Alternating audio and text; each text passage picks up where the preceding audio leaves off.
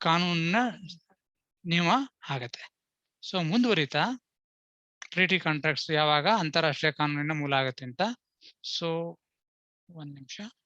So such treaties are thus a step in the process whereby a rule of international custom emerges. ಅಂದ್ರೆ ಒಂದ್ ನಿಮಿಷ, ಇನ್ನು ತುಂಬಾ ಜನ ಸ್ಟೂಡೆಂಟ್ಸ್ ಇದ್ದಾರೆ ವೈಟಿಂಗ್ ರೂಮ್ ಅಲ್ಲಿ.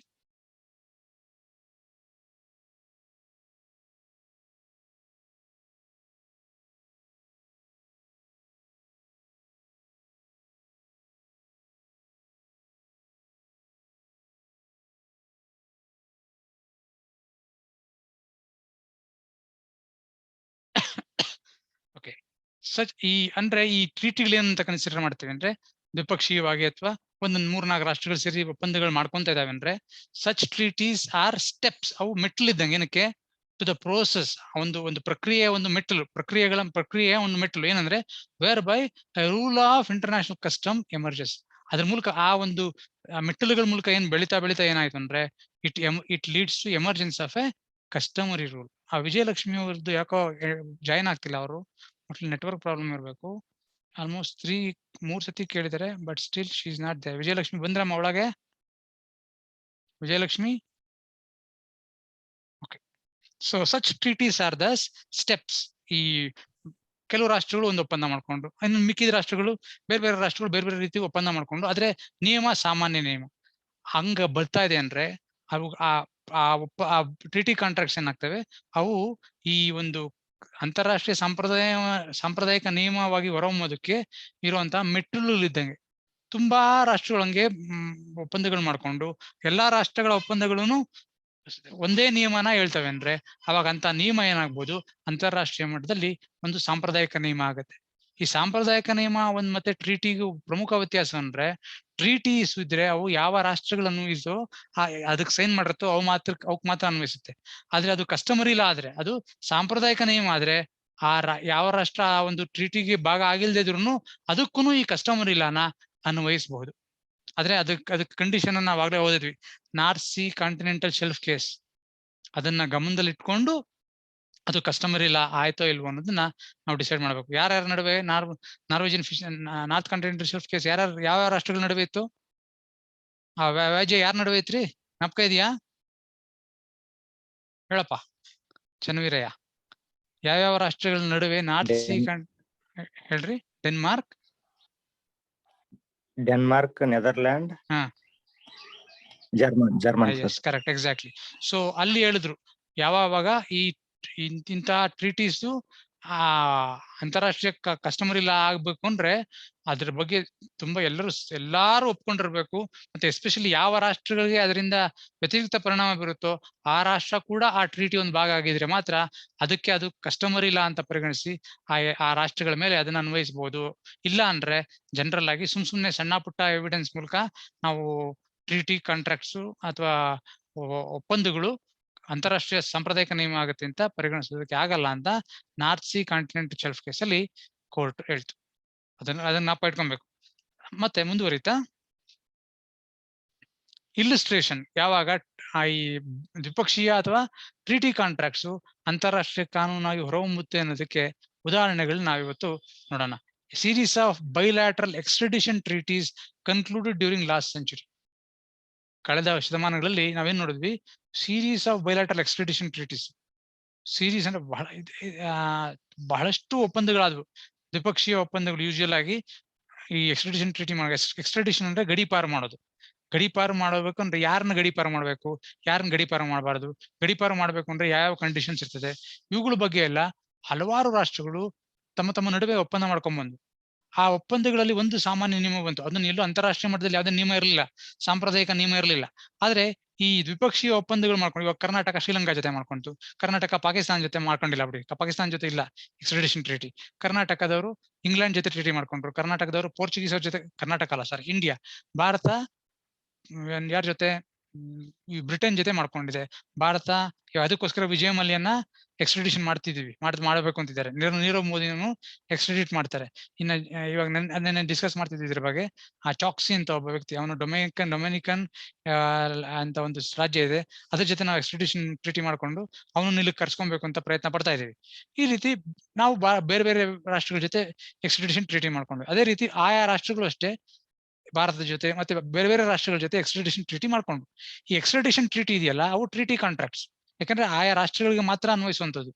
ಆದ್ರೆ ಈ ಎಲ್ಲಾ ಎಕ್ಸ್ಟ್ರಡಿಷನ್ ಟ್ರೀಟೀಸ್ ಅಲ್ಲಿ ಒಂದು ಕಾಮನ್ ನಿಯಮ ಇದೆ. ಏನು ಅಂದ್ರೆ, political prisoners should not be extradited.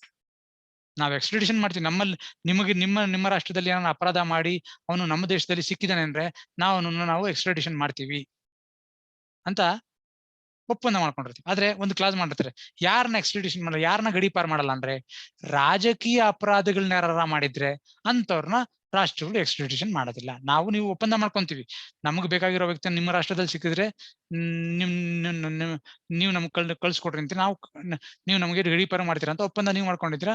ನಾವು ಅಷ್ಟೇ, ನಮ್ಮಲ್ಲಿ ನಿಮ್ಗೆ ಬೇಕಾದವ್ರು ಸಿಕ್ಕರೆ ನಾವು ಅವನು ನಿಮ್ಗೆ ಹ್ಯಾಂಡ್ ಓವರ್ ಮಾಡ್ತೀವಿ ಅಂತ ಒಪ್ಪಂದ ಮಾಡ್ಕೊಂಡ್ವಿ. ಆದ್ರೆ ಸಿಕ್ಕಿದ ವ್ಯಕ್ತಿ ಎಂತ ಅಪರಾಧ ಮಾಡಿದಾನೆ? ಪೊಲಿಟಿಕಲ್ ಅಫೆಂಡರ್, ರಾಜಕೀಯ ಅಪರಾಧಿಗಳು, ಅವ್ರನ್ನ ನಾವು ಗಡೀಪಾರು ಮಾಡೋದಿಲ್ಲ ಅಂತ ಎಲ್ಲಾ ರಾಷ್ಟ್ರಗಳು ಒಪ್ಪಂದ ಮಾಡ್ಕೊಂಡಿದಾವಲ್ಲ.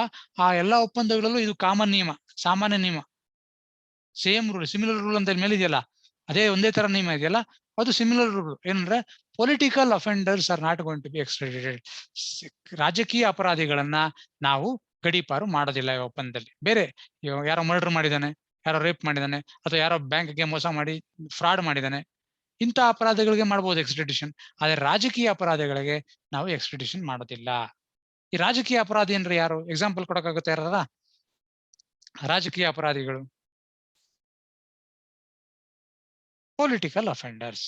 ಇವಾಗ let me give an famous example of Veer Savarkar. ಕೇಳಿದಿರಾ ವೀರ್ ಸಾವರ್ಕರ್ ಬಗ್ಗೆ? ವೀರ್ ಸಾವರ್ಕರ್ ಬಗ್ಗೆ ಕೇಳಿದ್ರೇನ್ರಿ? ಯಾರಿಗೂ ಗೊತ್ತಿಲ್ಲ ವೀರ್ ಸಾವರ್ಕರ್?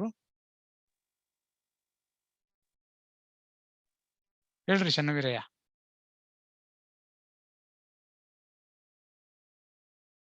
ಕೇಳಿಲ್ಲೇನ್ರಿ ಯಾರು ಇದ್ರ ಹೆಸರು? ವೀರ್ ಸಾವರ್ಕರ್ ಬಗ್ಗೆ ಏನಪ್ಪಾ, ವೀರ್ ಸಾವರ್ಕರ್ ಬಗ್ಗೆ ಗೊತ್ತಿಲ್ಲ ಅಂದ್ರೆ ನಾಚಿಕೆ ಆಗ್ಬೇಕಿಲ್ಲ. ಮತ್ತೆ ಹೇಳ್ಬೇಕಲ್ಲ ಕೇಳಿದೀವಿ ಅಂತ. ಮತ್ತೆ ಕೂತ್ಕೊಂಡ್ರೆ ಸುಮ್ನೆ ಹೆಂಗಮ್ಮ? ಹೌದಾ? ಓಕೆ, ಇರ್ಲಿ. ವೀರ್ ಸಾವರ್ಕರ್ ಕೇಸ್ ಓದಿರ್ಬೇಕು ನೀವು. ಹೌದು, ಈಸ್ ಎ ಫ್ರೀಡಮ್ ಫೈಟರ್. ಎಷ್ಟು 25-30 ವರ್ಷ ಅವ್ರು ಅಂಡಮಾನ್ ಜೈಲಲ್ಲಿ ನಮ್ಮೆಲ್ಲರಿಗೂ ಸ್ವತಂತ್ರ ಬರ್ಬೇಕು ಅಂತ ಕಾಲಾಪಾನಿ ಶಿಕ್ಷೆ ಅನುಭವಿಸಿದ್ರು. ಅಂತವ್ರ ಬಗ್ಗೆ ನಿಮ್ಗೆ ಯಾರಿಗೂ ಗೊತ್ತೇ ಇಲ್ಲ. ದುರಂತ, ಭಾರತದ ದುರಂತ ಇದು. ಸೊ ಇಟ್ಸ್ ಓಕೆ, ಏನ್ ಮಾಡಕ್ಕಾಗಲ್ಲ. ನಿಮ್ಮ ಹಣೆ ಬರ, ನಮ್ ದೇಶದ ಹಣೆ ಬರ ಹಂಗಿದೆ. ಸೊ ಅವ್ರದ್ದು ಒಂದು ಕೇಸ್ ಇದೆ. ನೀವು ಇಂಡಿಯನ್ ಪಿನಲ್ ಕೂಡ ಓದಿದಿರಿ. ಏನಾಗ್ತದೆ, ಅವರು ಅವ್ರನ್ನ ಕರ್ಕೊಂಡು ಹೋಗ್ತಿರ್ತಾರೆ ಇಂಗ್ಲೆಂಡ್ಗೆ. ಹಡಗ್ನಲ್ಲಿ ತಪ್ಪಿಸ್ಕೊಂಡೋಗಿ ಫ್ರಾನ್ಸ್ ಹಡಗಿಗೆ ಸೇರ್ಕೊಂಡ್ಬಿಡ್ತಾರೆ. ಫ್ರಾನ್ಸ್ ಟೆರಿಟರಿಗೆ ಹೋಗ್ಬಿಡ್ತಾರೆ. ಜಂಪ್ ಮಾಡಿ, ಸಮುದ್ರದಲ್ಲಿ ಹಡಗು ಹೋಗ್ತಿದ್ದಾಗ ಜಂಪ್ ಮಾಡಿ ಫ್ರಾನ್ಸ್ಗೆ ಹೋಗಿ ಸೇರ್ಕೊಂಡ್ಬಿಡ್ತಾರೆ. ಫ್ರಾನ್ಸ್ ಭೂಪ್ರದೇಶಕ್ಕೆ ಹೋಗ್ತಾರೆ. ಅಲ್ಲಿರೋ ಪೊಲೀಸ್ ಅವರು ಇದ್ರ ಬಗ್ಗೆ ಏನು ಗೊತ್ತಿಲ್ಲ ಅನ್ನಂಗೆ ಅವನೇನ್ ಮಾಡ್ತಾನೆ, ಫ್ರಾನ್ಸ್ ಕಾನ್ಸ್ಟೇಬಲ್ ಅವ್ನು ಹಿಡ್ಕೊಂಡು ಬ್ರಿಟಿಷರ್ಗೆ ಹ್ಯಾಂಡ್ ಓವರ್ ಮಾಡ್ತಾರೆ. ಅವಾಗ ಅದೊಂದು ದೊಡ್ಡ ಕೇಸ್ ನಡೀತದೆ. ಅದನ್ನೆಲ್ಲ IPC ಓದಿದ್ರೆ ಅದ್ರ ಬಗ್ಗೆ ಮಾತಾಡೋದು ಬೇಡ. ಅದು ರಿಗಾರ್ಡಿಂಗ್ ಎಕ್ಸ್ಟ್ರಡಿಷನ್ ಓನ್ಲಿ. ಏನಂದ್ರೆ, ಒಂದ್ಸತಿ ಅವನು ಫ್ರಾನ್ಸ್ ಭೂಪ್ರದೇಶಕ್ಕೆ ಬಂದ್ಮೇಲೆ ಅವನನ್ನ ಮತ್ತೆ ಹ್ಯಾಂಡ್ ಓವರ್ ಮಾಡ್ಬೇಕು ಅಂದ್ರೆ ಎಕ್ಸ್ಟ್ರಡಿಷನ್ ಮೂಲಕ ಮಾಡ್ಬೇಕು. ಅದರಿಂದ ಅವ್ರನ್ನ ಪೊಲೀಸ್ ಕಾನ್ಸ್ಟೇಬಲ್ ಕೊಟ್ಟಿರೋದು ಸರಿ ಇಲ್ಲ, ಅವ್ರನ್ನ ರಿಲೀಸ್ ಮಾಡ್ರಿ ಅಂತ ಫ್ರಾನ್ಸ್ ಅವ್ರು ಕೇಸ್ ಹಾಕ್ತಾರೆ ಅಂತಾರಾಷ್ಟ್ರೀಯ ಮಟ್ಟದಲ್ಲಿ. ಆ ಡಿಸ್ಪ್ಯೂಟ್ ಸರಿಯಾಗಿ ಸೆಟ್ಲ್ ಆಗಲ್ಲ. ಆಮೇಲೆ ಬ್ರಿಟಿಷರ ಫೇವರ್ ಆಗುತ್ತೆ. ಅದರಿಂದ ಇಲ್ಲ, ವಾಪಸ್ ಕೊಡ್ಬೇಕಾಗಿಲ್ಲ ಬ್ರಿಟಿಷರು ಅಂತ ತೀರ್ಮಾನ ಮಾಡುದು. ಆದರೆ it is considered as A wrong decision ಅಂತ ತುಂಬಾ ಜನ ಹೇಳ್ತಾರೆ. ಸರಿ ಇಲ್ಲ ಒಂದು ತೀರ್ಮಾನ. ಯಾಕೆ ಅಂದ್ರೆ ಬ್ರಿಟಿಷರು ಒಪ್ತಿರ್ಲಿಲ್ಲ. ಬ್ರಿಟಿಷರ ಫ್ರಾನ್ಸ್ನ ರಾಯಭಾರಿ ಆಗಿತ್ತು, ಬೇರೆ ಯಾರೇ ಅಧಿಕಾರಿಗೆ ಆಗಲಿ ಅಥವಾ ಅಲ್ಲಿನ ಪೊಲಿಟಿಷಿಯನ್ಸ್ಗೆ ಗೊತ್ತಾಗಿದ್ರೆ ವೀರ ಸಾವರ್ಕರ್ ಅವ್ರನ್ನ ಮತ್ತೆ ಹ್ಯಾಂಡ್ ಓವರ್ ಮಾಡ್ತಿರಲ್ಲ ಬ್ರಿಟಿಷರ್ಗೆ. ಯಾಕಂದ್ರೆ ಬ್ರಿಟಿಷರು ಫ್ರಾನ್ಸ್ ಅಂತ ಒಳ್ಳೆ ಸಂಬಂಧ ಇರಲ್ಲ. ಕಾಂಪಿಟಿಂಗ್ ಕಲೋನಿಯಲ್ ಪವರ್ಸ್, ಯುದ್ಧದಲ್ಲಿ ಒಂದೇ ಇರ್ಬೋದು, ಆದ್ರೆ ಈ ವಿಷಯದಲ್ಲಿ ಒಪ್ತಿರ್ಲ. ಮತ್ತೆ ವೀರ ಸಾವರ್ಕರ್ ಅಂತವ್ರು ಈಸ್ ಎ ರಾಜಕೀಯ ಕೈದಿಗಳು. ನಾವೇನ್ ಕರಿತೀವಿ ಪೊಲಿಟಿಕಲ್ ಅಫೆಂಡರ್ಸ್ ಅಂದ್ರೆ ರಾಜಕೀಯ ಕೈದಿಗಳು. ಏನ್ ಮಾಡ್ತೀವಿ, ಅವ್ರು ಏನ್ ತಪ್ಪು ಮಾಡಿದ್ರು? ಅವರು ಸ್ವತಂತ್ರ ಹೋರಾಟಗಾರರಾಗಿದ್ರು. ಸ್ವತಂತ್ರ ಹೋರಾಟ ಮಾಡೋದು ಇಟ್ಸ್ ಎ ಪೊಲಿಟಿಕಲ್ ಆಕ್ಟ್. ಅದು ಅದು ಅಪರಾಧ ಅನ್ಸ್ಬೋದು ಅವ್ರ ಪ್ರಕಾರ, ಬ್ರಿಟಿಷರ ಪ್ರಕಾರ. ಆದ್ರೆ ಎಂತ ಒಂದು ಕೃತ್ಯ ಅದು ರಾಜಕೀಯ ಕೃತ್ಯ, ರಾಜಕೀಯ ಕೈದಿಗಳು ಅಂತ ಕರೀತಾರೆ ಅವ್ರನ್ನ. ಅವ್ರ ರಾಜಕೀಯ ಕೈದಿಗಳನ್ನ ಯಾರು ಎಕ್ಸ್ಟ್ರಾಡಿಷನ್ ಮಾಡಬಾರ್ದು, ಅವ್ರನ್ನ ಗಡೀಪಾರು ಮಾಡಬಾರ್ದು ಅಂತ ಎಲ್ಲಾ ರಾಷ್ಟ್ರಗಳ ದ್ವಿಪಕ್ಷೀಯ ಒಪ್ಪಂದಗಳಲ್ಲೂ ಇದಿದೆ. ಅದರಿಂದ ಅದು ಕೇವಲ ಆ ದ್ವಿಪಕ್ಷೀಯ ಒಪ್ಪಂದಗಳಿಗೆ ಮಾತ್ರ ಸೀಮಿತವಾಗೋದಿಲ್ಲ, ಅದೊಂದು ಅಂತಾರಾಷ್ಟ್ರೀಯ ಸಾಂಪ್ರದಾಯಿಕ ನಿಯಮವಾಗಿ ಹೊರಹೊಮ್ಮಿದೆ. ಏನಂದ್ರೆ, what is that? The rule is that political offenders are not to be subject matter of extradition. General rule of customary law was evolved. ಈ ರಾಷ್ಟ್ರಗಳ ನಡುವೆ ಮಾಡ್ಕೊಂಡಂತಹ ಸಣ್ಣ ಸಣ್ಣ ಒಪ್ಪಂದಗಳಿಂದ ಏನಾಯ್ತು ಅಂದ್ರೆ, ಒಂದು ಅತ್ಯಂತ ಪ್ರಮುಖವಾದಂತಹ ಒಂದು ಅಂತಾರಾಷ್ಟ್ರೀಯ ಸಾಂಪ್ರದಾಯಿಕ ನಿಯಮನೇ ಹೊರಹೊಮ್ಮಿತು. ಅದೇನು? ರಾಜಕೀಯ ಕೈದಿಗಳನ್ನ ಎಕ್ಸ್ಟ್ರಾಡಿಟ್ ಮಾಡಬಾರದು, ಗಡೀಪಾರು ಮಾಡಬಾರದು. A person accused or convicted of political offences. ಯಾವುದೇ ಒಬ್ಬ ವ್ಯಕ್ತಿನ ಅವನ ಮೇಲೆ ಆಪಾದನೆ ಎಂತದಿದೆ? ರಾಜಕೀಯ ಆಪಾದನೆಗಳು, ರಾಜಕೀಯ ಅಪರಾಧ ಮಾಡಿರೋ ಆಪಾದನೆಗಳು, ಅಥವಾ ಅವನನ್ನ ಯಾವುದೇ ಒಂದು ಕೋರ್ಟು ಅವನಿಗೆ ಶಿಕ್ಷೆ ಗುರುಪಡಿಸಿರ್ಬೋದು. Has been convicted for a political offence. ರಾಜಕೀಯ ಅಪರಾಧಗಳಿಗೆ ಅವನಿಗೆ ಶಿಕ್ಷೆ ಕೊಟ್ಟಿರ್ಬೋದು. ಅಂತ ವ್ಯಕ್ತಿಗಳು ಅಕಸ್ಮಾತ್ ತಪ್ಪಿಸ್ಕೊಂಡೋಗಿ ಬೇರೆ ರಾಷ್ಟ್ರಕ್ಕೆ ಸೇರ್ಕೊಂಡ್ರೆ ಅಂತ ವ್ಯಕ್ತಿಗಳನ್ನ ನಾವು ಗಡೀಪಾರು ಮಾಡೋದಿಲ್ಲ. Take for example, there are so many Khalistani movement, freedom fight, Khalistani movement ಅಲ್ಲಿ ಇದ್ದಂತ ಟೆರರಿಸ್ಟ್ ಕೆನಡಾದಲ್ಲಿ ಆಶ್ರಯ ಪಡ್ಕೊಂಡ್ರು. ಅದೇ ರೀತಿ LTT ಕೇಳಿರ್ಬೇಕು, ತಮಿಳುನಾಡಿನ ಶ್ರೀಲಂಕಾದ ಉಗ್ರಗಾಮಿಗಳು. ಅವ್ರೇನ್ ಮಾಡಿದ್ರು? ಇವಾಗಿಲ್ಲ ಬಿಡ್ರಿ, ಮುಗಿದೋಯ್ತು, LTT ನಮ್ಗೆ ಕೊನೆಗಾಣಿಸ್ಬಿಟ್ರು. LTTಯ ತುಂಬಾ ವ್ಯಕ್ತಿಗಳೇನಾಗಿದ್ರು, ಟೆರರಿಸ್ಟ್, ಅವರೆಲ್ಲ ಎಲ್ಲಿದ್ರು? ದೇವರ್ ಇನ್ ಇಂಗ್ಲೆಂಡ್ ನಲ್ಲಿ ಅವ್ರಿಗೆ ಆಶ್ರಯ ಕೊಟ್ಟಿದ್ರು. ಶ್ರೀಲಂಕಾ ಅವ್ರು ಕೇಳಂಗಿಲ್ಲ ಅವ್ರನ್ನ, ಯಾಕಂದ್ರೆ ಅವ್ರ LTT ಅವ್ರೇನು, they are considered as political offenders. ಯಾಕೆ? They are want a separate state for Tamilians in Sri. Lanka Tamilians ಒಂದು ರಾಜ್ಯ, ಪ್ರತ್ಯೇಕ ರಾಜ್ಯ ಬೇಕು. ಯಾಕಂದ್ರೆ ಅಲ್ಲಿನ ಸಿಂಹಳಿಸಿತಾರಲ್ಲ ಬೌದ್ಧ ಧರ್ಮದವರು, ಅವ್ರು ನಮ್ಮನ್ನ ತುಳಿತಾ ಇದ್ದಾರೆ, ಅದಕ್ಕೋಸ್ಕರ ನಮ್ಗೆ ಸಪರೇಟ್ ರಾಜ್ಯ ಬೇಕು ಅಂತ ಅವ್ರು ಗಲಾಟೆ ಮಾಡ್ತಿದ್ದಾರೆ. ಅದನ್ನ UK ಅವರು ಪೊಲಿಟಿಕಲ್ ಅಫೆಂಡರ್ಸ್ ಅಂತ ಕನ್ಸಿಡರ್ ಮಾಡಿದ್ರು.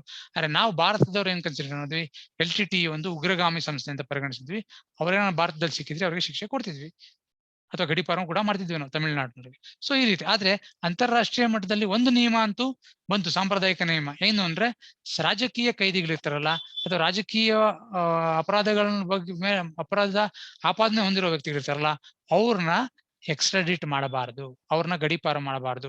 ಟ್ರೀಟಿ ಇದ್ರು, ಎಕ್ಸ್ಟ್ರಾಡಿಷನ್ ಇದ್ರು ಇಂತಹ ವ್ಯಕ್ತಿಗಳಿಗೆ ಅನ್ವಯಿಸಲ್ಲ ಅಂತ ಎಲ್ಲಾ ರಾಷ್ಟ್ರಗಳು ಪರಸ್ಪರ ಒಪ್ಪಂದ ಮಾಡ್ಕೊಂಡು ಬೇರೆ ಬೇರೆ ರೀತಿ, ಬೇರೆ ಬೇರೆ ಕಡೆ. ಆದ್ರೆ ಅದರಿಂದ ಏನಾಯ್ತು? ಈ ನಿಯಮ ಸಾಮಾನ್ಯ ಆಗಿರೋದ್ರಿಂದ ಆ ನಿಯಮ ಅಂತಾರಾಷ್ಟ್ರೀಯ ಮಟ್ಟದಲ್ಲಿ ಏನಾಯ್ತು ಅಂದ್ರೆ, ಅದು ಒಂದು ಸಾಂಪ್ರದಾಯಿಕ ನಿಯಮವಾಗಿ ಹೊರಹೊಮ್ಮಿತು.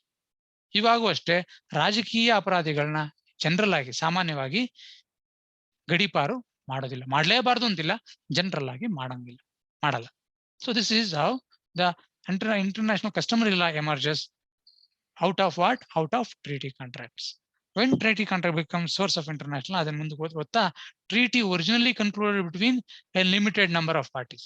ಹೆಂಗಾಗುತ್ತೆ ಟ್ರೀಟಿ ಕಾಂಟ್ರಾಕ್ಟ್ಸ್? ಅಂತಾರಾಷ್ಟ್ರೀಯ ಕಾನೂನಿನ ಸಾಂಪ್ರದಾಯಿಕ ನಿಯಮ ಹೆಂಗಾಗುತ್ತೆ ಅಂದ್ರೆ, ಮೊದಲೇನಾಗುತ್ತೆ? Treaty originally concluded between limited number of parties. ಸೀಮಿತ ಸಂಖ್ಯೆಯ ರಾಷ್ಟ್ರಗಳ ನಡುವೆ ಈ ಒಪ್ಪಂದ ಆಗಿರುತ್ತೆ. ತದನಂತರ ಏನಾಗುತ್ತೆ? ಸಬ್ಸಿಕ್ವೆಂಟ್ಲಿ ಏನಾಗುತ್ತೆ? Subsequent independent acceptance or imitation. ಅದಾದ ನಂತರ ಯಾವುದೋ ಒಂದು ಕೆಲವು ರಾಷ್ಟ್ರಗಳ ನಡುವೆ, ಸೀಮಿತ ಸಂಖ್ಯೆಯ ರಾಷ್ಟ್ರಗಳ ನಡುವೆ ಈ ಒಪ್ಪಂದ ಆಗಿರ್ತದೆ. ಆಮೇಲೆ ಏನಾಯ್ತು ಅಂದ್ರೆ, subsequently independent acceptance or imitation. ಹೇಳ್ರಿ ಸರ್, ಕ್ವಶನ್ ಹೇಳಿ. ರಾಜಕೀಯವಾಗಿ ಅಪರಾಧ ಮಾಡದವ್ರನ್ನ ಗಡೀಪಾರು ಮಾಡಬಹುದಂತ ಹೇಳ್ತಿರಲ್ಲ ಸರ್? ಮಾಡಬಾರ್ದು ಅಂತ. ಅದೇ ಸರ್, ಅವ್ರ ಅದನ್ನೇ ಒಂದು ಉದ್ದೇಶ ಇಟ್ಕೊಂಡು ಏನಾದ್ರು ಒಂದು ದೊಡ್ಡ ಅಪರಾಧಗಳನ್ನ ಮಾಡಿದ್ರೆ ಅದು ಗಡೀಪಾರು ಮಾಡಬಹುದನ್ ಸರ್ ಅವ್ರು?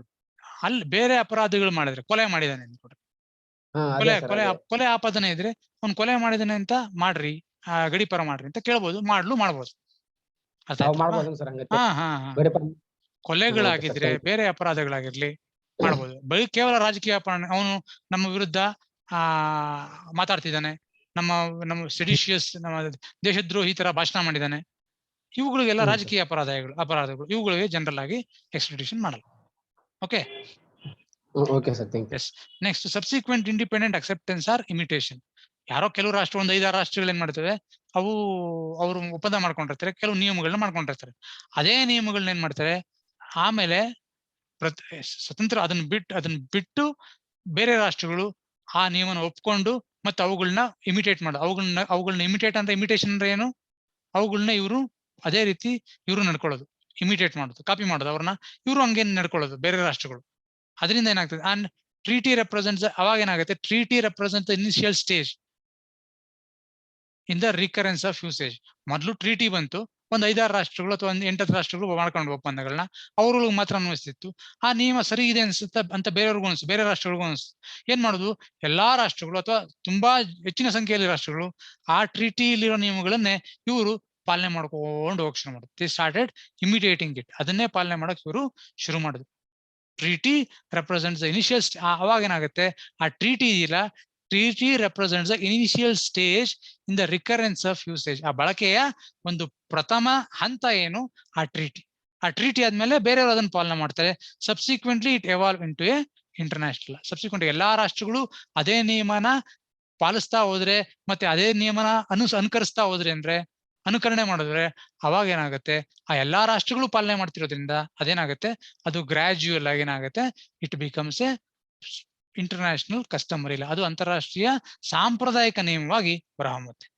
ಅವಾಗ ಅದು source of law, source of international ಆಗ್ತದೆ.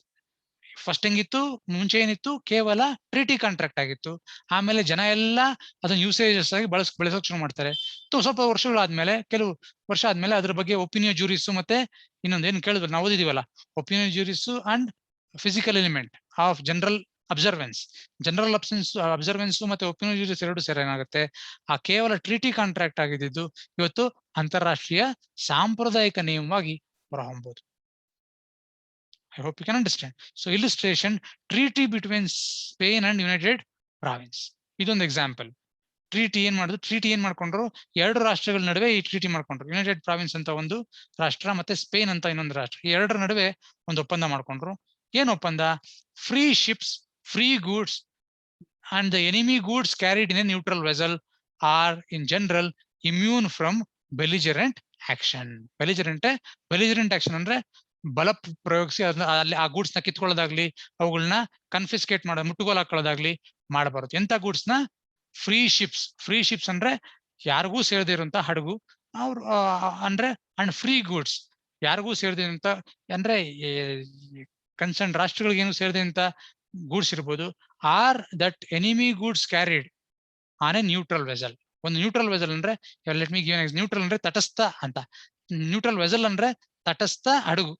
ತಟಸ್ಥ ಹಡಗು ಅಂದ್ರೆ ಯಾವ್ದು ಅಂದ್ರೆ, let us take an example. So USA ಮತ್ತೆ UK 2ರ ನಡುವೆ ಯುದ್ಧ ನಡೀತಾ ಇದೆ, ಅಥವಾ ಭಾರತ ಮತ್ತೆ ಪಾಕಿಸ್ತಾನ ನಡುವೆ ಯುದ್ಧ ನಡೀತಾ ಇದೆ. ಇವಾಗ ಏನ್ ಮಾಡ್ತಿದೆ, ಏನಾಗುತ್ತೆ ಅಂದ್ರೆ, ಈ ಇಂಡಿಯಾದ ಹಡಗುಗಳು, ಇಂಡಿಯಾಗೆ ಸೇರಿದ ವಸ್ತುಗಳು ಏನ್ ಮಾಡಿದ್ವಿ, ವಸ್ತುಗಳನ್ನ ಈ ಒಂದು ಯಾವ್ದು ಶ್ರೀಲಂಕಾಗೆ ಸೇರಿದ ಹಡಗಿನಲ್ಲಿ ಸಾಗಿಸ್ತಾ ಇದಾರೆ ಭಾರತದವರು. ಆರ್ಮ್ಸ್ ಅಂಡ್ ಅಮ್ಯುನಿಷನ್ಸ್ ಅಲ್ಲ, ಆರ್ಮ್ಸ್ ಅಂಡ್ ಅಮ್ಯುನಿಷನ್ಸ್ ಇದ್ರೆ ಅದು ಅಪ್ಲೈ ಆಗಲ್ಲ.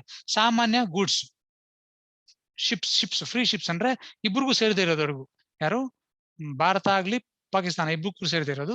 ಶ್ರೀಲಂಕಾ ಇರ್ಬೋದು, ಅಥವಾ ಬರ್ಮಾ ಇರ್ಬೋದು, ಅಥವಾ ನೇಪಾಳ ಇರ್ಬೋದು, ಅಥವಾ ಇನ್ಯಾವುದೋ ರಾಷ್ಟ್ರಕ್ಕೆ ಸೇರಿದ ಆಸ್ಟ್ರೇಲಿಯಾ ಇರ್ಬೋದು. ಆ ಹಡಗಿನಲ್ಲಿ ಭಾರತಕ್ಕೆ ಸೇರಿದ ವಸ್ತುಗಳನ್ನ ಸಾಗಿಸ್ತಾ ಇರ್ತಾರೆ. ಅವಾಗ ಭಾರತ ಮತ್ತೆ ಪಾಕಿಸ್ತಾನ ಯುದ್ಧ ನಡೀತಾ ಇದೆ ಅನ್ಕೊಳ್ಳಿ. ಯೂಶುವಲ್ ಆಗಿ ಏನ್ ಮಾಡ್ತಾರೆ, ಶತ್ರು ರಾಷ್ಟ್ರಗಳಿಗೆ ಸೇರಿದ ವಸ್ತುಗಳನ್ನ ಕನ್ಫಿಸ್ಕೇಟ್ ಮಾಡಕ್ ಪ್ರಯತ್ನ ಪಡ್ತಾರೆ, ಅದನ್ನ ತಡೆಯೋದಕ್ಕೆ ಅವ್ರನ್ನ ಬ್ಲಾಕೇಡ್ ಮಾಡೋದು, ಅವೆಲ್ಲ ಮಾಡ್ತಾರೆ.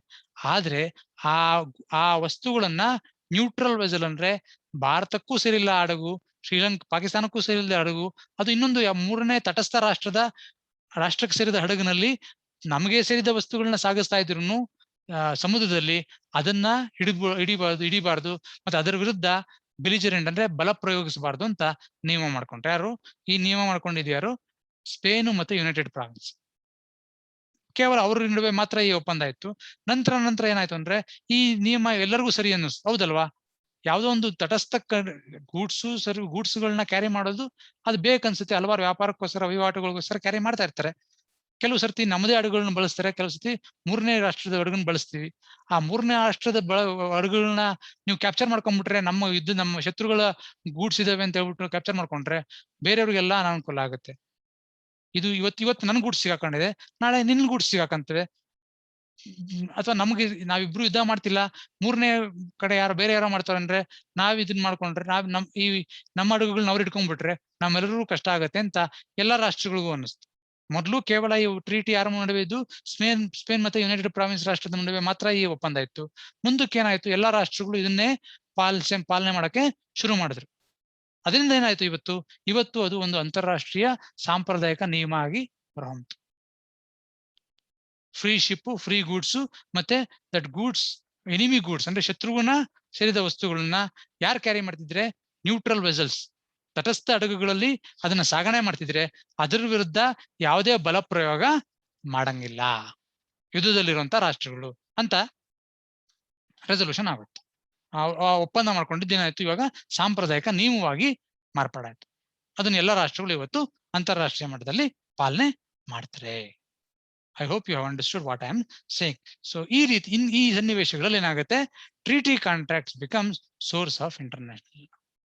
ಕೇವಲ 2 ಅಥವಾ 2ಕ್ಕಿಂತ ಹೆಚ್ಚು ಕೆಲವು ರಾಷ್ಟ್ರಗಳ ನಡುವೆ ಮಾತ್ರ ಇದ್ದಂತಹ ನಿಯಮಗಳು ಇವತ್ತು ಅಂತಾರಾಷ್ಟ್ರೀಯ ಸಾಂಪ್ರದಾಯಿಕ ನಿಯಮವಾಗಿ ಮಾರ್ಪಾಡಾಗಬಹುದು. ಯಾವಾಗ ಇಷ್ಟೊತ್ತು ನಾವು ಡಿಸ್ಕಸ್ ಮಾಡಿದ್ನಲ್ಲ ಈ ಕಂಡೀಷನ್ಸ್ ನೆಲ್ಲ ಫುಲ್ಫಿಲ್ ಮಾಡಿದಾಗ.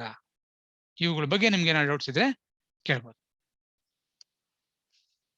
ಇದೆಯಾ ಡೌಟ್ಸು? ಇಲ್ಲ ಅಂದ್ರೆ ಮುಂದೆ this is with respect to treaties. 2 ರೀತಿ ಟ್ರೀಟೀಸ್ ಇದೆ, law making treaties and treaty contracts. Law making treaties are the direct sources of international law. Treaty contracts are not direct sources of international law, but they can also become source of customary international law by ಇಷ್ಟೊತ್ತು discuss ಮಾಡಿದ್ವಲ್ಲ ಅವೆಲ್ಲ ನೀವು ಬರಿಬೇಕು. ಅವಾಗ ಅದು treaty contracts ಕೂಡ ಅಂತಾರಾಷ್ಟ್ರೀಯ ಕಾನೂನಿನ ಮೂಲವಾಗಿ ಪರಿಣಮಿಸಬಹುದು. But it is a initial stage in the development of international custom rules. Direct ಆಗಿ ಅದೇ ಸೋರ್ಸ್ ಆಗೋದಿಲ್ಲ, ಅದರ ಮೂಲಕ ಮುಂದಕ್ಕೆ ಒಂದ್ ದಿವಸ ಅಂತಾರಾಷ್ಟ್ರೀಯ ಸಾಂಪ್ರದಾಯಿಕ ನಿಯಮ ಬರ್ಬೋದು. ಇದ್ರ ಮೂಲಕ ಟ್ರೀಟಿ ಕಾಂಟ್ರಾಕ್ಟ್ಸ್ ಸೋರ್ಸ್ ಆಗಬಹುದು. So this is with respect to treaties as a source of international law. Treaties ಅಂತಾರಾಷ್ಟ್ರೀಯ ಒಪ್ಪಂದಗಳು ಯಾವ ರೀತಿ ಅಂತಾರಾಷ್ಟ್ರೀಯ ಕಾನೂನಿನ ಮೂಲಗಳಾಗಿ ಪರಿಣಮಿಸ್ತವೆ ಅನ್ನೋದನ್ನ ಇಷ್ಟು ದಿವಸ ನಾವು ಡಿಸ್ಕಸ್ ಮಾಡಿದ್ವಿ. ಆಲ್ಮೋಸ್ಟ್ 2 ಕ್ಲಾಸ್ ಆಯ್ತು. ನೆಕ್ಸ್ಟ್ ಬರೋದು decisions of judicial and arbitral tribunals. ಕೆಲವು ಸರ್ತಿ ಜುಡಿಷಿಯಲ್ ಅಂದ್ರೆ ನ್ಯಾಯಾಂಗ ಪ್ರಾಧಿಕಾರಗಳು, ಆರ್ಬಿಟ್ರಲ್ ಟ್ರಿಬ್ಯುನಲ್ ಆರ್ಬಿಟ್ರೇಷನ್ ಮೂಲಕ ಜಡ್ಜ್ ತೀರ್ಮಾನ ಮಾಡಕ್ಕಿರುವಂತಹ ಪ್ರಾಧಿಕಾರಗಳು, ಅವುಗಳು ಕೊಡೋ ತೀರ್ಪುಗಳು ಕೂಡ ಕೆಲವು ಸರ್ತಿ ಅಂತಾರಾಷ್ಟ್ರೀಯ ಕಾನೂನಿನ ಮೂಲಗಳಾಗಿ ಪರಿಣಮಿಸ್ತವೆ. ಹೆಂಗೆ, ಯಾವಾಗ, ಅದಕ್ಕೆ ಉದಾಹರಣೆಗಳೇನು ಅನ್ನೋದನ್ನ ಬಹಳ ಬ್ರೀಫ್ ಆಗಿ ಇವಾಗ ನೋಡೋಕೆ ಪ್ರಯತ್ನ ಪಡೋಣ. So decisions of permanent court of arbitration, British American mixed claims tribunals etc. have contributed to the development of international. ಇದೊಂದು ಎಕ್ಸಾಂಪಲ್ ಅಷ್ಟೇ. ಪರ್ಮನೆಂಟ್ ಕೋರ್ಟ್ ಆಫ್ ಆರ್ಬಿಟ್ರೇಷನ್ ಇರ್ಬೋದು, British American mixed claims tribunal ಇರ್ಬೋದು. ಈ ರೀತಿ ಅಂತಾರಾಷ್ಟ್ರೀಯ ಮಟ್ಟದಲ್ಲಿ ಕೆಲವು ಸತಿ ರಾಷ್ಟ್ರ ಮಟ್ಟದಲ್ಲಿರುವಂತಹ ನ್ಯಾಯಾಲಯಗಳು ಕೂಡ ಅವು ಕೊಡೋ ತೀರ್ಪುಗಳು ಅಂತಾರಾಷ್ಟ್ರೀಯ ಕಾನೂನಿನ ಮೂಲವಾಗಿ ಪರಿಣಮಿಸಬಹುದು. They may become source of public international law. ಹಿಂಗೆ ಅಂದ್ರೆ tribunals either added or clarified the law on territorial sovereignty, neutrality, state jurisdiction, state servitude, state responsibility. ಈ ವಿಷಯಕ್ಕೆ ಸಂಬಂಧಪಟ್ಟಂತೆ ಹಲವಾರು ತೀರ್ಪುಗಳನ್ನ ಕೊಟ್ಟು ಏನ್ ಮಾಡುದು ಈ ಪ್ರಾಧಿಕಾರಗಳು ಅಂದ್ರೆ, ದೇ ಆಡೆಡ್, ಅವು ಹೊಸ ನಿಯಮಗಳನ್ನ ಸೇರಿಸುದು, or they clarified the law, ಆದ್ರೆ ಅಥವಾ ಹೊಸ ನಿಯಮಗಳನ್ನ ಸೇರಿಸಿರ್ಬೋದು, ಅಥವಾ ಇರೋ ನಿಯಮಗಳಿಗೆ ಅರ್ಥವಿವರಣೆ ಕೊಟ್ಟು ಅದನ್ನ ಹೆಂಗ್ ಪಾಲನೆ ಅದನ್ನ ಯಾವ ಅರ್ಥದಲ್ಲಿ ಅದನ್ನ ಬಳಸಬೇಕು ಅಂತ ಇಂಟರ್ಪ್ರಿಟೇಷನ್ ಕೊಟ್ಟು ಅದರ ಅಂತಾರಾಷ್ಟ್ರೀಯ ಕಾನೂನಿನ ಮೂಲವಾಗಿ ಈ ನ್ಯಾಯಾಂಗ ಪ್ರಾಧಿಕಾರಗಳು ಮತ್ತೆ ಆರ್ಬಿಟ್ರಲ್ ಪ್ರಾಧಿಕಾರಗಳು ಅವು ತಮ್ಮ ಪಾತ್ರನ ವಹಿಸ್ತವೆ as a source of international law. ಅದಕ್ಕೆ ಉದಾಹರಣೆ ಅಂದ್ರೆ ಅಲಬಾಮಾ ಕ್ಲೇಮ್ಸ್ ಆರ್ಬಿಟ್ರೇಷನ್, ಎರಡನೇದು ಪಯಸ್ ಫಂಡ್ ಕೇಸ್. ಈ 2 ಕೇಸ್ ನಾವು ನೋಡಿದ್ರೆ ನಮ್ಗೆ ಗೊತ್ತಾಗುತ್ತೆ ಯಾವ ರೀತಿ ಈ decisions of judicial and arbitral tribunals, ಈ ನ್ಯಾಯಾಂಗ ಪ್ರಾಧಿಕಾರಗಳು, ನ್ಯಾಯಿಕ ಪ್ರಾಧಿಕಾರಗಳು ಮತ್ತೆ ಆರ್ಬಿಟ್ರೇಷನ್ ಅಂದ್ರೆ ಕನ್ನಡದಲ್ಲಿ ಏನಂತಾರೋ ನಂಗೆ ಗೊತ್ತಿಲ್ಲ, ಮಧ್ಯಸ್ಥಿಕೆ ಅಂತ ಇರ್ತದೆ. ಸೊ ಅದ್ರ ಮೂಲಕ ಹೆಂಗೆ ಟ್ರಿಬ್ಯುನಲ್ಸ್ ಇರ್ತವೆ, ಮಧ್ಯಸ್ಥಿಕೆ ಮೂಲಕ ವ್ಯಾಜ್ಯ ತೀರ್ಮಾನ ಮಾಡುವಂತ ಪ್ರಾಧಿಕಾರಗಳಿರ್ಬೋದು ಅಂತಾರಾಷ್ಟ್ರೀಯ ಮಟ್ಟದಲ್ಲಿ, ಅವು ಕೂಡ ತೀರ್ಪುಗಳು ಕೂಡ ಅವಾರ್ಡ್ ಕೂಡ ಕೆಲವು ಸತಿ ಅಂತಾರಾಷ್ಟ್ರೀಯ ಕಾನೂನಿನ ಮೂಲವಾಗಿ ಪರಿಣಮಿಸಿರ್ತವೆ. ಅವಕ್ಕೆ ಉದಾಹರಣೆ ಅಲಬಾಮಾ ಕ್ಲೇಮ್ಸ್ ಆರ್ಬಿಟ್ರೇಷನ್, ಎರಡನೇದು ಪಯಸ್ ಫಂಡ್ ಕೇಸ್. ಇವೆರಡು ಕೇಸ್ಗಳನ್ನ ನಾವು ಡೀಟೇಲ್ ಆಗಿ ಇವತ್ತು ಒಂದು ಕೇಸ್ ಆಗ್ಬೋದು, ಇನ್ನೊಂದು ಕೇಸ್ನ ಮುಂದಿನ ಕ್ಲಾಸ್ ಅಲ್ಲಿ ನಾವು ನೋಡೋಣ. First one Alabama north Atlantic fishery case ಇದೆ, ಅದನ್ನು ನಾವು ಮುಂದಕ್ಕೆ ಲಾ ಆಫ್ ಸಿ ಅಲ್ಲಿ ಅದ್ರ ಬಗ್ಗೆ ಡೀಟೇಲ್ ಆಗಿ ಓದೋಣ. ಇವಾಗ ಬರೀ 2 ಕೇಸ್ ಮಾತ್ರ ಓದೋಣ. That is Alabama claim arbitration and pious fund case. North Atlantic fishery case ನ ಮುಂದಕ್ಕೆ ಓದೋಣ. ಸೊ ಅಲಬಾಮಾ ಕ್ಲೇಮ್ಸ್ ಆರ್ಬಿಟ್ರೇಷನ್ ಏನಾಯ್ತು ಈ ಕೇಸಲ್ಲಿ ಅನ್ನೋದನ್ನ ಫ್ಯಾಕ್ಟ್ಸ್ ಆಫ್ ದ ಕೇಸ್ ಅದನ್ನ ಫಸ್ಟ್ ತಿಳ್ಕೊಳ್ಳೋಕೆ ಪ್ರಯತ್ನ ಪಡೋಣ. So UK Navy conducted a series of attacks upon the merchant ships of USA during Civil War. ಈ ಸಿವಿಲ್ ವಾರ್ ಅಂದ್ರೆ ಏನ್ ಗೊತ್ತಾ ನಿಮ್ಗೆ? What do you mean by civil war?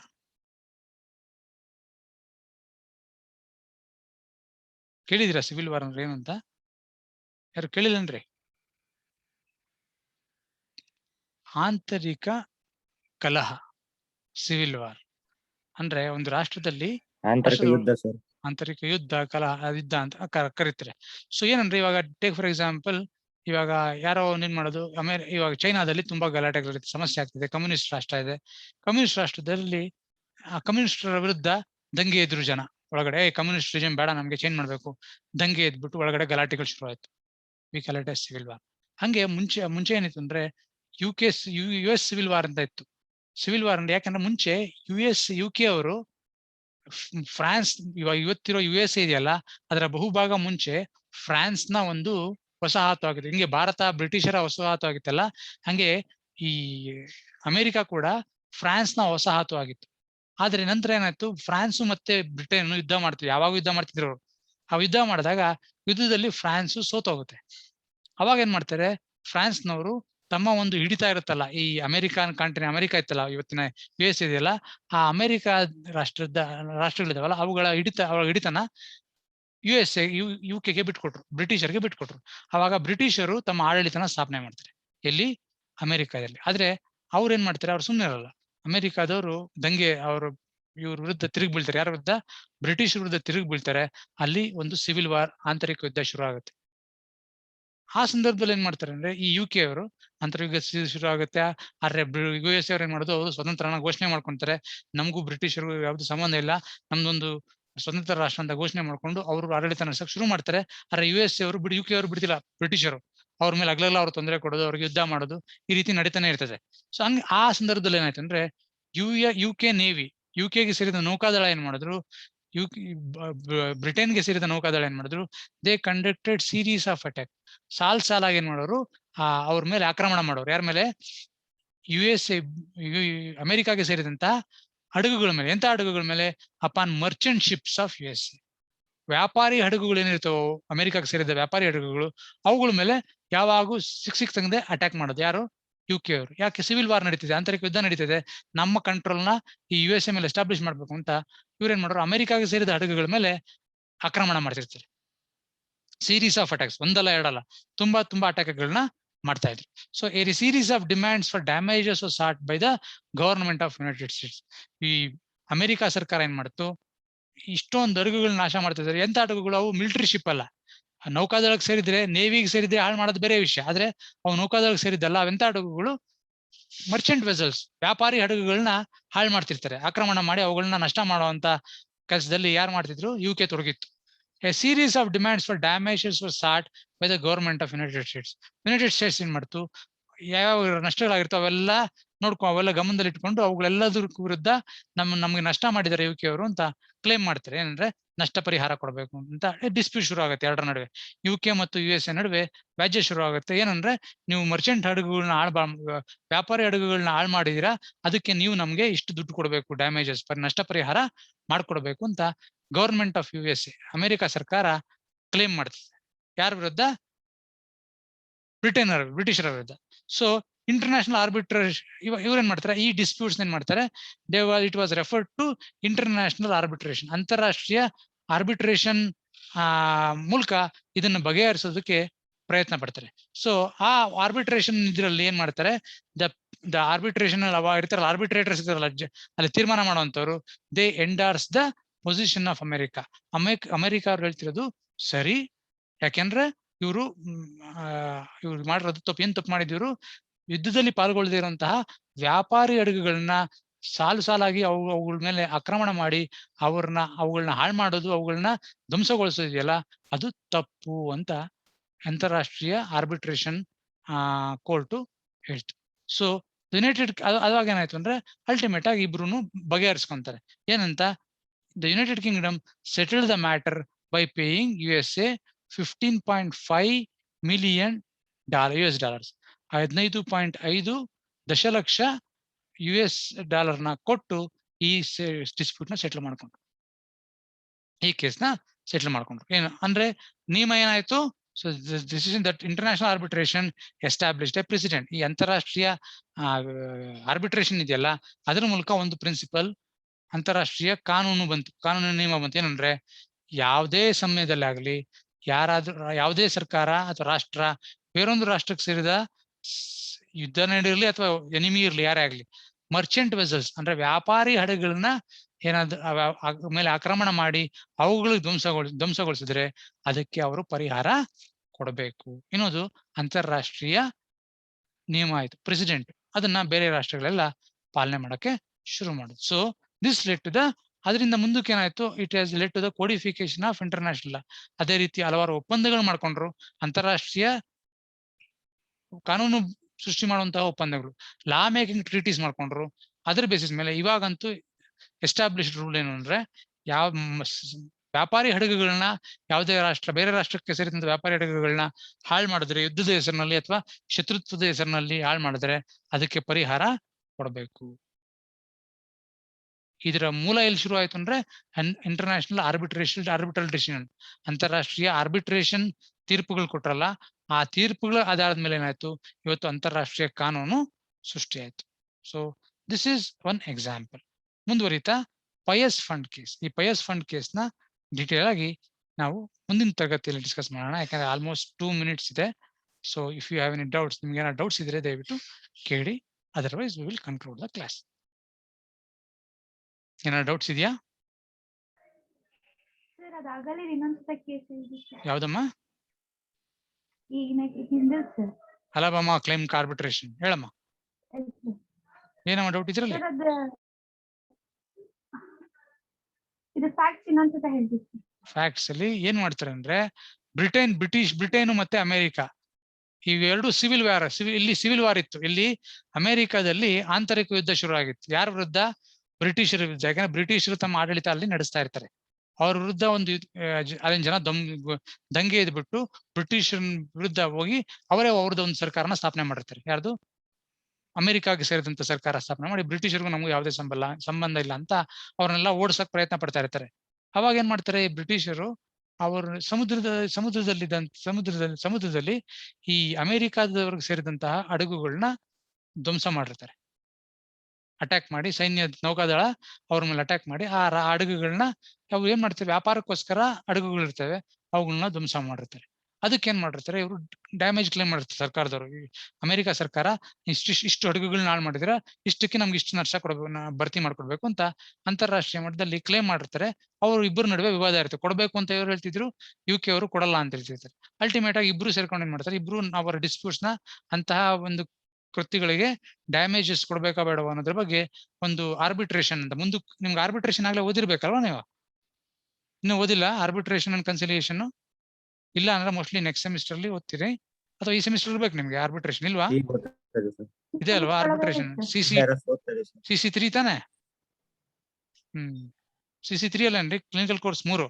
So ಅಲ್ಲಿ ಆ ಆರ್ಬಿಟ್ರೇಷನ್ ಅಂದ್ರೆ ಏನು ಅಂತ ಓದಿದಿರಿ. ಅಲ್ಲಿ ಆ ತರದ ಒಂದು ಟ್ರಿಬ್ಯುನಲ್ ಮೂಲಕ ಬಗೆಹರಿಸಕ್ ಪ್ರಯತ್ನ ಪಡ್ತಾರೆ.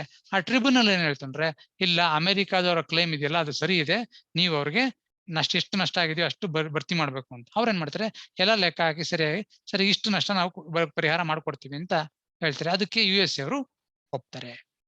This is what has happened in this Alabama claims arbitration. ಅರ್ಥ ಆಯ್ತನಮ್ಮ? Okay, so with this we will conclude. ಯಾವ ಬೇಕಾದ್ರೂ ಕಟ್ ಆಗ್ಬೋದು. So we will be discussing the remaining things.